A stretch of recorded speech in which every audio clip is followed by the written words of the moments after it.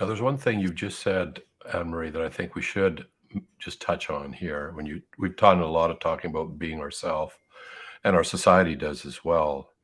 But when I look at myself, I know that I'm not perfect. It's not like I'm probably not perfect. I'm not perfect for certain, and I don't even know the ways that I need work. I assume it's in a lot of areas, a ton of areas. So, on the one hand, it seems important to accept my uniqueness, accept that God has created me. On the other hand, it seems that not everything about being myself is a good idea, especially if I was just being myself in heavy traffic when somebody cuts me off. Or as Sheldon is saying, being yourself during a hockey game. But so it does seem that, again, it's just, here I am, God. I don't have to, I find it's not that helpful to try and change myself in ways that I think I need to change, because even that is a bad idea, I think. It's more like, here I am, God. Uh, make me the kind of person you created me to be, and that'll be unique. But Yeah. it'll be like a refiner's fire. You talked about suffering, slowly burning off the stuff that's my natural way I am, that's not so great, that needs to. I don't think God intended us to wind up the way we were naturally started off at.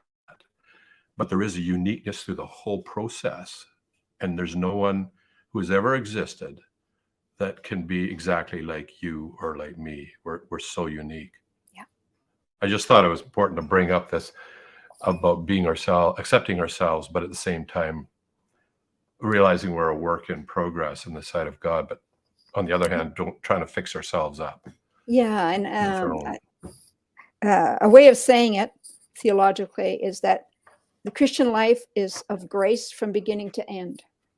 Mm-hmm. And the Apostle Paul liked to talk about the difference between law and grace. And he wasn't saying, hey, you don't have to follow any rules. That's not what he was saying. He was saying what we only could do in our own strength before, now God himself comes to live in us, to change us and enable us to do.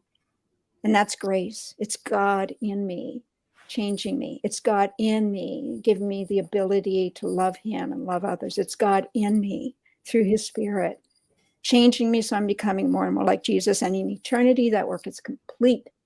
It is fulfilled. We are glorified. We are like Jesus because we see him as he is. And that's the hope, because we all get down on ourselves. We can really condemn ourselves. Yep. Beat ourselves up. But there's no condemnation in Jesus, because God, what he started, he's going to complete it. And it's by faith from A to Z. And it's God working in us, not us working for God. And so we try and fix ourselves up with maybe making up some more rules. Yeah. So I don't do that next time. But Yeah. that I'm old enough to know that's a hopeless endeavor. It's rather the grace that you mentioned means you're still loved although we're not perfect, but at the same time, he's molding and shaping us like a potter does a vase.